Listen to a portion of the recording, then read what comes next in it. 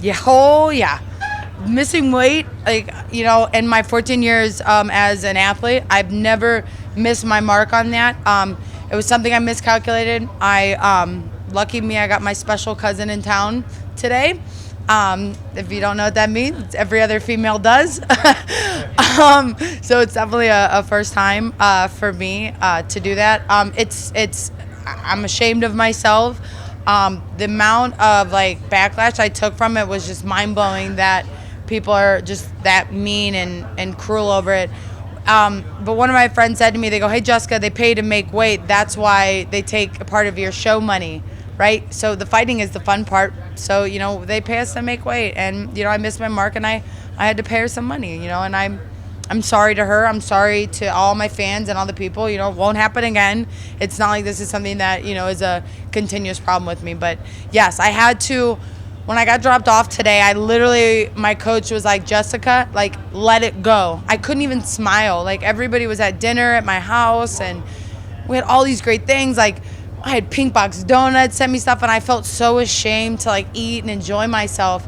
It was really embarrassing. So yeah, it's not something I like to do. I don't like to feel shameful in front of the world. Was it your second cousin, or what was the reason why you missed weight? I'm a female. I have a period. So that was the reason. Yes, that would be my cousin Flo. Right. I understand. So that was the reason. Flo. Have you heard? Are you going to be able to stay at 25, or might they pressure you to go back to 50? No, it's not again, it was one of those things that was really miscalculated. We kind of knew. I mean, a lot of females, let's dig into the female body here for a minute, right? We have a period every 4 weeks.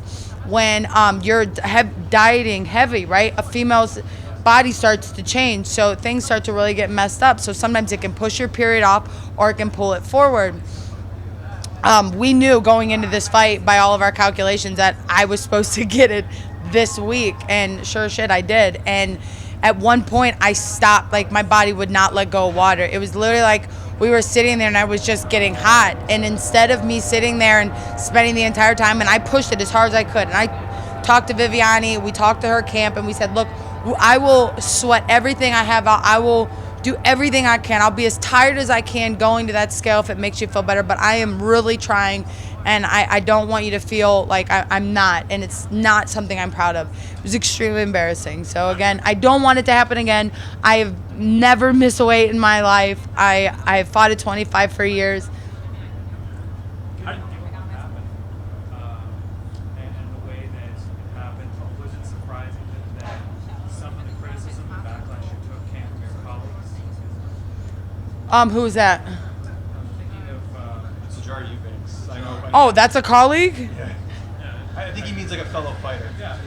Of someone who has done it multiple times? I mean, that to me is just, that's really just, the most though from her, especially. not really, because I could care less, because unfortunately she's not a good enough person to get the world to come around her, so she's got to capitalize on someone else's mistake to make them look bad, to make herself look better. What kind of human being are you to do that to somebody else? Why don't you try to be the support? And you know what, originally she was the one who started with me, so I think there's been some back and forth banter. I just think she's just disrespectful to even the female division in that way. Sometimes things happen, right? We have to go, hey, did something bad happen? Are you okay? Let's make sure, Jess has never done that. But if someone kept doing it, at what point do you say, hey, you keep doing this? It's obviously not a mistake. So I could care less about that, and some other people really came through with support, and I look back and I think of girls like Cynthia and, who had problems, and you guys don't know what goes through our camps. We hide everything from you guys until post-fight to tell you, and tell you at the last minute. So, I mean, it's just our nature, right? It's how fighters are. We're going to keep it as hidden as we can until the last minute and then tell you why things didn't really seem as perfect as they should have been. You won the fight. I mean, can you even enjoy this? We're talking about this instead of, you getting a win as an underdog yet again. Yeah, I think I need to just keep staying the underdog, 'cause it's always been something I've really capitalized the most on. We knew Viviane was really, really great. I knew that she had fought. It was so crazy because she fought on my the day after my birthday, just against Alexis Davis, and I said that. So it was after me in the Valentina fight. I go, they're gonna make me fight the winner of that. And I lost a split decision to Alexis Davis at 35. It just made sense, the way the division was growing and people who had fought each other. I just had a feeling that was going to happen. And they originally offered the fight in October. Going into the Valentina fight, I talked talked about it. I had 6 herniations in my lower back. The UFC they knew about it. You know, they did everything they could to help get me through the fight and made me feel as comfortable. It's my job as a fighter to change those things. But in the midst of that time from that fight, I had another episode at the UFC Performance Institute in one of my training sessions that I completely lost all function of my legs. So we got set back. So they originally wanted us to fight this fight in Boston in October. And we said, hey, look, is there any way we can do it in Vegas at home? Give us a couple more months. We're really right on the verge. You know, Bo Sandoval and Heather over at the Performance Institute have literally spent countless of hours and time rebuilding me. And, you know, thankfully for that, you know, we're in a much healthier state. So it's exciting to see where things kind of go from here, right? Because I got to showcase, I have really good kicks. My right hand is heavier than ever. And also my ability to, you know, get up off the ground when someone takes me down as well as my takedown defense. I think it was exciting to show you. I mean, isn't it what you guys want to see? You guys want to see fighting. You don't want to just see quick finishes. You want to see a showcase of 2 talents, right? Like if a football game was just throwing the ball back and forth, would you really enjoy it? You want to see the hits. You want to see the adversity. So I gave you adversity, and I came out on top. Having Puno won earlier in the night, your teammate, did that even register with you in the fight, him getting a victory? Absolutely. It was awesome. Two Las Vegas natives from Extreme, like, coming in to here, right? That was incredible, right? Like, what a great way to start the card. And, you know, it makes Eric Nixick feel incredible, and Gray and all those guys who work really well with us, Ray and Nate. Those guys are great. You know, it's very enjoyable for them. You showed a tremendous amount of resilience in coming back from defeating your last fight. A lot of people don't do that. How were you able to dust yourself off and get back on the grind? If there's anything I can do with my ability to have a microphone in this world is to teach people things, you know, teach them something about themselves as well as teaching myself. But being resilient is not what our society is about anymore. It's about beating people down, or, hey, how can we capitalize on saying the worst possible thing about it? The only way that I could feel that I could really be a change in the world, as well as in myself, is by doing the things I didn't want to do. So even on days that I felt like absolute crap, I was like, hey, make that post, make that positive post, show people how strong you are. And there was somebody once said to me, how did you become strong, Jess? And I said, well, I just faked it. And then one day I just realized I was strong because every single day I told myself I'm strong and I'm badass. The other thing is, when somebody's coming back from a defeat like that, we've seen people come in there a little bit safe, a little bit careful. You did not do that. I feel that was the X factor. You came out and you fought really tough. Yeah, we've been really learning how to, like, pop ourselves into 6th gear and really, like, push the pressure and just utilize that. I'm a slow starter. I've never been a great first round fighter. I always kind of, like, feel it out and feel myself out. That's even kind of how I spar. That's why we try to make our warm-ups in the back super rough and hard so I can get that heart rate up. But, you know, it's just, I don't know, I'm still learning pieces of me. It's like I'm constantly shattering old versions of myself and rebuilding new ones so that I can constantly become something different. And, you know, this was a learning lesson. All of it is, and I take it each time, and I value each of this moment because I'm never going to get it back. It's got to be intimidating, though, recovering from a concussion and going back in there. Is there any, like, trepidation about getting hit, or you just go on? If you guys have ever followed any bit of my story, you know, I was an abuse victim as a child. A part of me choosing the career choice that I have was because something felt so natural to me. I'm not scared of getting hit. I'm scared of not making change that makes that hit worse every time. So again, I'm not scared of the punches. I'm not scared of what could happen. I'm scared of not being better for myself. So I have herniations from L2 to S1, and L5 is where your nerve runs right down your back. So I have an 18 millimeter herniation. So basically my disc is upside down, right, guys? And I don't know how much you know about that, but an 18 millimeter herniation is absolutely terrible. I mean, it could happen at any moment for me. And going into the Valentina fight that morning, I mean, like, I was walking stiff, and I just kept trying to tell myself, I'm like, oh, we'll be okay. But yeah, those kinds of things have happened to me, and I suffer from it. I was 16 years old when I broke my back when I got in the car accident. It's something I'm always gonna have to keep dealing with my whole life. I thankfully moved to Las Vegas with the Performance Institute that they are on top of it. Like, Bo Sandoval and Heather, I love you guys. You're the greatest. They really did a great job. So no fear for you right now of something happening with it? Oh my God, no, are you kidding me? It's always there. It's always there. I don't wear high heels very often, and if I do, I got to make sure they're really nice shoes.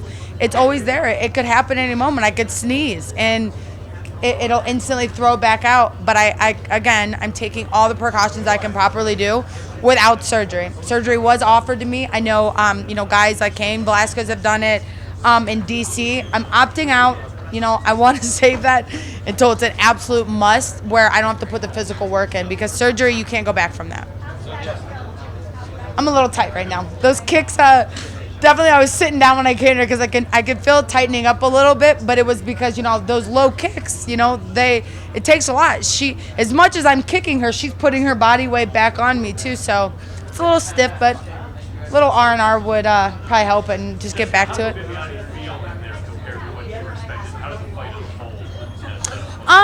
She did great.